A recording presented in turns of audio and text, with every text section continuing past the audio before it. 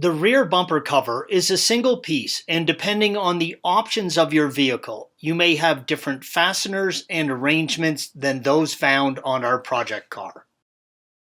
Begin by pulling the trunk liner and removing the rear scuff plate or trim piece around the trunk latch. Remove the two 10mm plastic nuts below the piece, red arrow, not shown.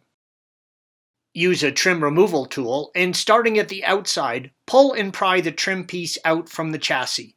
It is held in place by 4 clips, 2 on each side, similar to the clips used to keep the door panels in place. With the trim piece off, you can see the clips, red arrows, and where they sit in the chassis, yellow arrows. If the trim piece comes off and the clips stay in the chassis, just pry them out and reinstall them in the panel. Remove the two 10mm nuts in the studs under the sill plate, red arrows. You will need a deep socket to access these nuts. Remove the plastic 10mm nuts holding the fender liner to the bottom of the bumper cover, red arrow. Next, remove the two push-pull pins from the liner, yellow arrows. With the liner detached from the cover, remove the 10mm bolt connecting the cover to the quarter panel, blue arrow. Depending on how your car is optioned, the placement and number of fasteners may be different.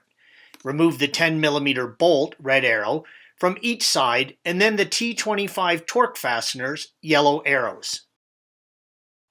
Use a trim removal tool and, starting at the fender, separate the cover from the body, red arrow.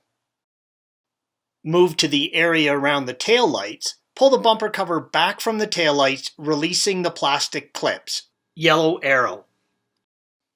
Now pull the cover straight back and off. If you are careful, you can do this by yourself. With the bumper cover off, you can replace it or get access to the systems underneath it. Installation is the reverse of removal. Thanks for watching. Click here to view the original article along with hundreds of other DIY content for your car.